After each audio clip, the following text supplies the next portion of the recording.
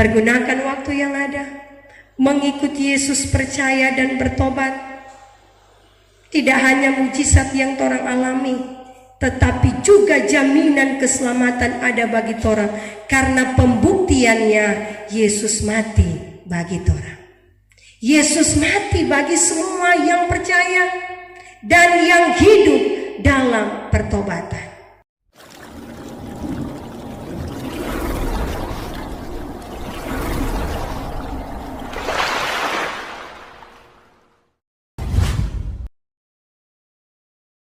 Salam sejahtera bagi torang semua. Shalom, damai di hati. Saudara-saudara yang dikasihi dan diberkati Tuhan Yesus Kristus, so ada di minggu sengsara yang keempat. Tinggal 2 minggu lagi dalam penghayatan bersama tentang jalan penderitaan Kristus. 4 minggu dalam penghayatan ini semakin memantapkan iman kita kepada Tuhan. Semakin menghayati bagaimana penderitaan yang Yesus alami dan juga hadapi. Tidak ada satu orang yang mampu berkorban sedemikian hebatnya bagi manusia. Sekalipun suami istri sedangkan Saki mau jaga lari-lari, apalagi kong ada pilihan dari suami dan istri siapa yang lebih dulu mau berangkat. Mungkin kalau di muka mau bilang biar cu kita, jangan tapi suami. Mar paling dalam hati berdoa dia juga untuk Tuhan. Orang tua dengan anak, tidak ada yang mampu berkorban seperti cara Yesus bagi manusia. Ini yang harus orang ingat. Bukan cuma soal berkatnya yang selalu ada bagi kehidupan orang semua, tetapi juga pengorbanannya bagi manusia. Itu juga yang selalu harus orang ingat dalam hidup ini.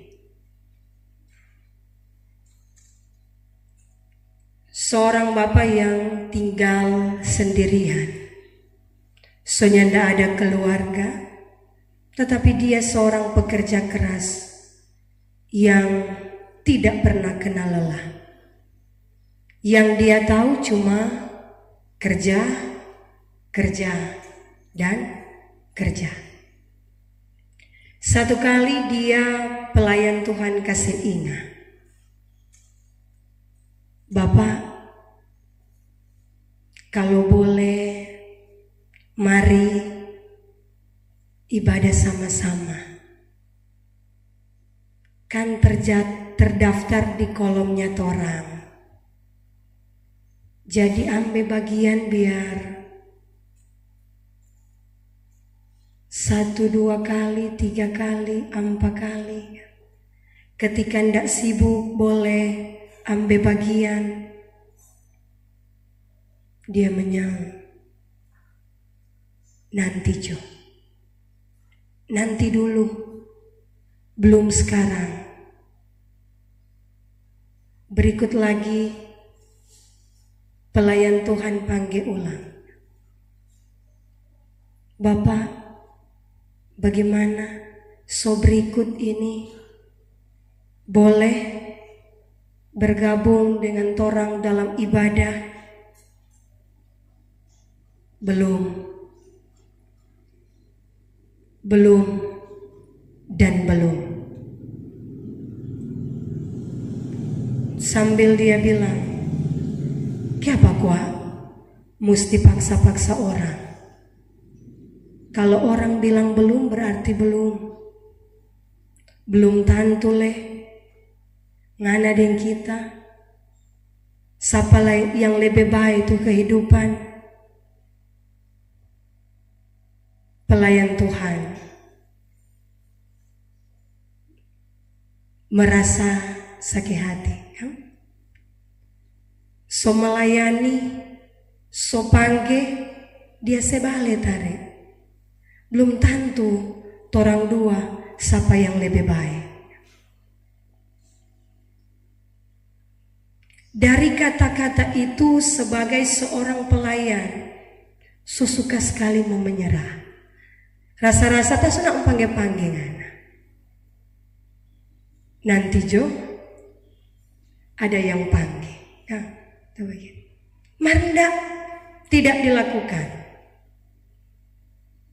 Satu waktu dengar bapak ini ada di rumah sakit karena ketika dalam pekerjaan dia mengalami celaka.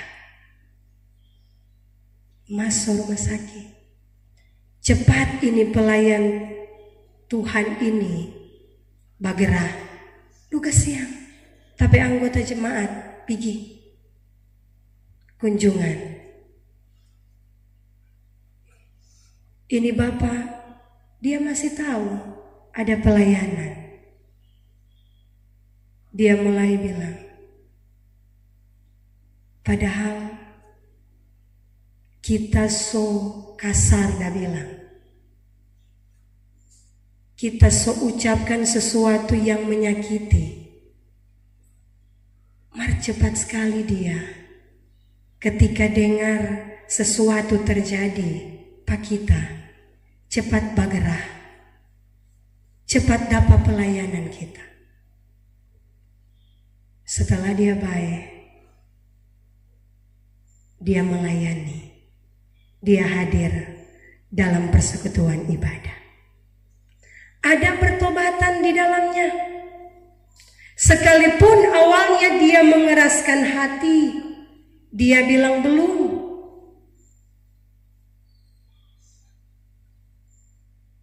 Tetapi ada waktunya juga dia berbalik kepada Tuhan. Belum terlambat.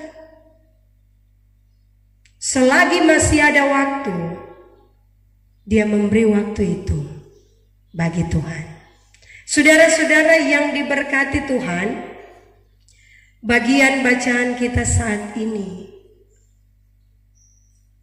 bercerita tentang ketika orang banyak menyaksikan, melihat karya-karya Yesus lewat mujizat-mujizat.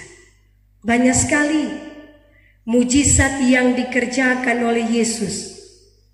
Sama dengan torang.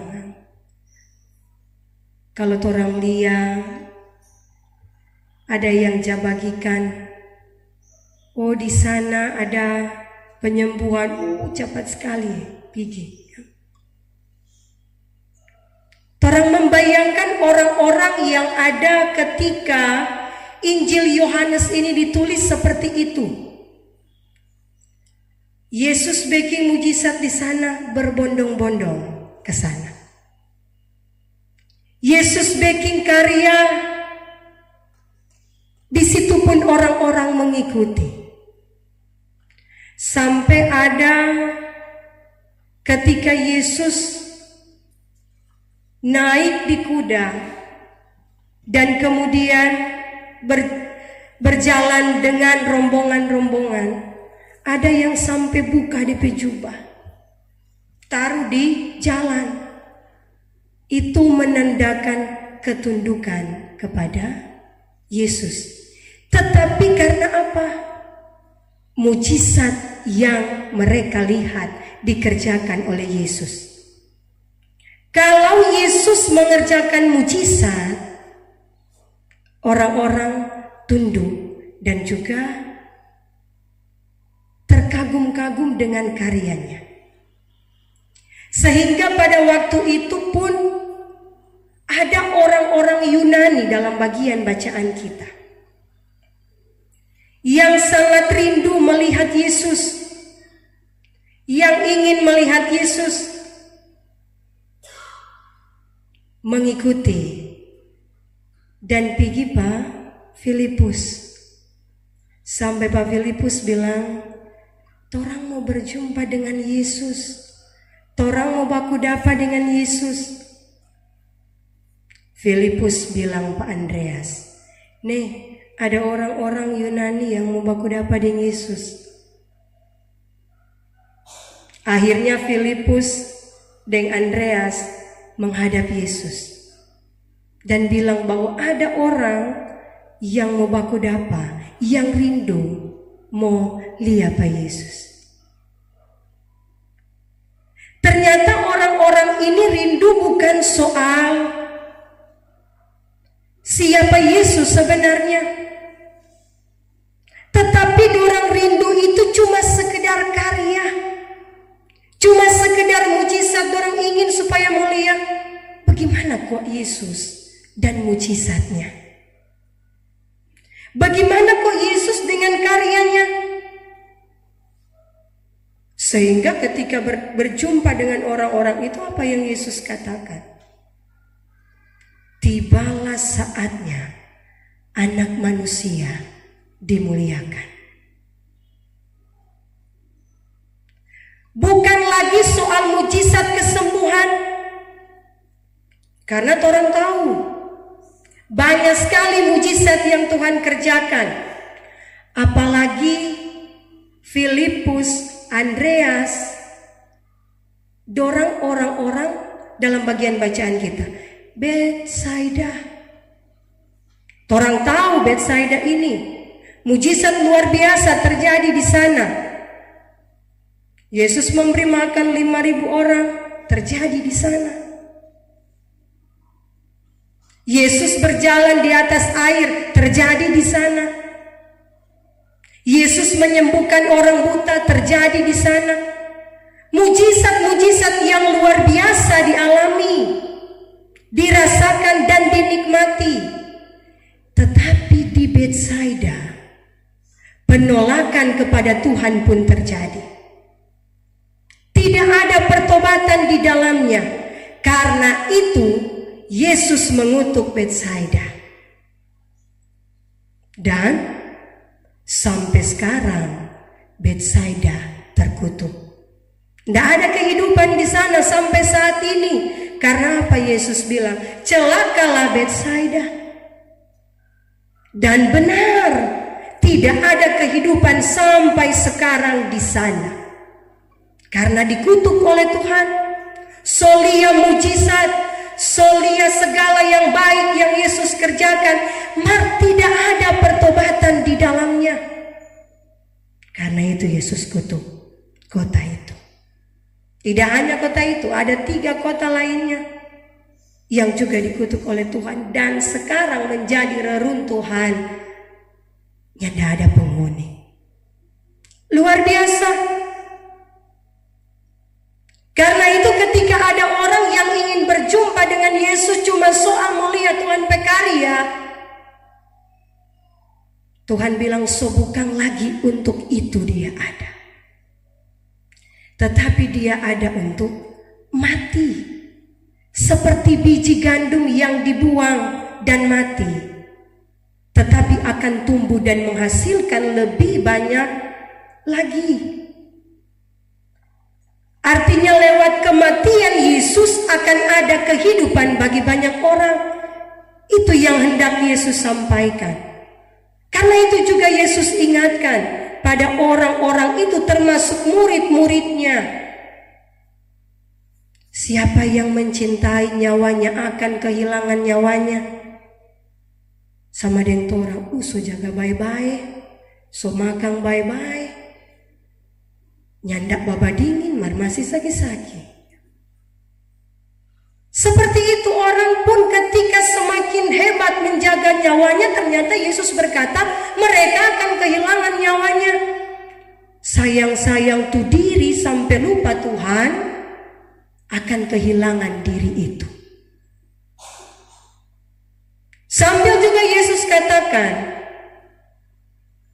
siapa yang mau mengikut aku, di mana aku berada, di situ pun pengikutku, pelayanku berada.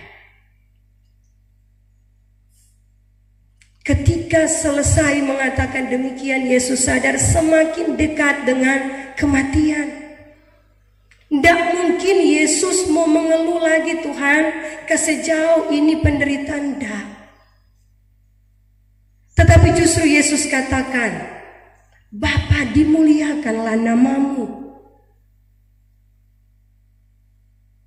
Artinya kesengsaraan, penderitaan itu diterima dalam ketulusan, tidak setengah-setengah. Dan selanjutnya, ketika mendengar semua yang dikatakan oleh Yesus, maka orang-orang ini menjadi heran. Dorang bingung. Yang dorang tahu Yesus itu adalah Raja. Dia yang akan menolong dan dia tidak akan mati. Justru dia yang akan menyelamatkan orang-orang. Sehingga dorang tanya, kondang yang torang dengar dari Taurat, Anak manusia akan menyelamatkan banyak orang. Kong siapa dang tu anak manusia itu yang mau selamatkan banyak orang? Yesus katakan, selama terang itu masih bersama-sama dengan kamu, hiduplah dalam terang itu. Jangan hidup dalam kegelapan. Yesus menyinggung tentang dirinya yang adalah terang, ada di antara orang-orang itu. Mau cari di mana, Le? Tuh terang ada di situ. Sama dengan orang sibuk cari sana, cari sini, tuh kesembuhan. Padahal cuma datang Pak Tuhan, cuma cari Yesus, mujizat pasti terjadi. Asalkan orang semua benar diri. Bagaimana mau sembuh, bagaimana mau baik? Sekalipun so berlutut, babanting-banting lepas sembahyang, mar masih hidup dalam dosa. Banyak kali ke orang berpikir dosa selalu kalau cuma membunuh, mencuri itu bentuk dosa. Tetapi yang tidak melibatkan diri dalam persekutuan-persekutuan ibadah itu bukan. Yang bicara-bicara orang itu bukan dosa. Yang tahu ada berkat martahang-tahang itu bukan dosa. Yang tahu sesuatu yang salah, tetapi cuma dalam bentuk sederhana, banyak orang beranggapan itu bukan dosa. Dosa itu kalau melakukan sesuatu yang besar, misalnya mencuri, membunuh, dan sebagainya.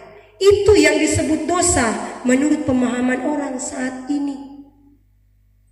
Kalau cuma tuh hal-hal kecil, bicara orang, ini mau bakase dan sebagainya, itu bukan dosa. Salah. Makanya ketika berdoa, bersujud, lihat, periksa kehidupan. Kalau orang so hidup benar di hadapan Tuhan, tidak mungkin Tuhan tidak jawab orang berdoa. Tidak mungkin Tuhan sebiar orang hidup dalam penderitaan. Ketika orang so hidup benar di hadapan Tuhan, tidak mungkin. Karena itu Yesus katakan, selama terang masih ada padamu, hiduplah dalam terang. Karena kalau terang senyanda ada, akan hidup dalam kegelapan dan juga kebinasaan. Mau mengajak orang-orang yang ada pada waktu itu termasuk murid-murid Yesus untuk percaya dan hidup dalam pertobatan. Jangan cuma suka tuh sedap, tuh enak, tuh menyenangkan. Jangan cuma suka selalu melihat tuh mujizat, tuh berkat. Sehingga ketika diperhadapkan dengan pergumulan, persoalan, lari dari Tuhan, hidup dalam kegelapan. Tetapi firman saat ini mengingatkan orang semua untuk hidup dalam kepercayaan kepada Tuhan. Dan juga hidup dalam pertobatan. Percaya dan bertobat. Tidak guna kalau cuma percaya. Ya, percaya. Ya, masuk gereja. Ya, masuk kolom. Ya, masuk ibadah-ibadah. Cara hidup tidak sesuai dengan apa yang Tuhan inginkan. Percaya dan bertobat. Kalau itu torang so lakukan, torang uji cara kerja Yesus yang luar biasa dalam hidup torang semua.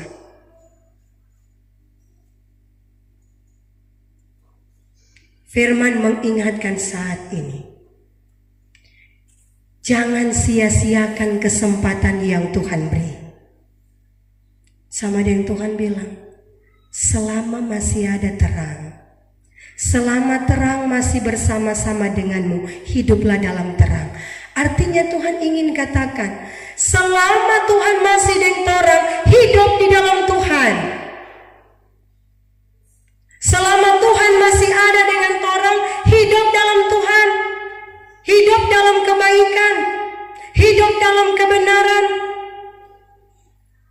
Karena akan ada waktunya torang jauh dari itu. Karena itu, pergunakan waktu yang ada, mengikuti Yesus, percaya dan bertobat. Tidak hanya mujizat yang torang alami, tetapi juga jaminan keselamatan ada bagi torang. Karena pembuktiannya, Yesus mati bagi torang. Yesus mati bagi semua yang percaya dan yang hidup dalam pertobatan.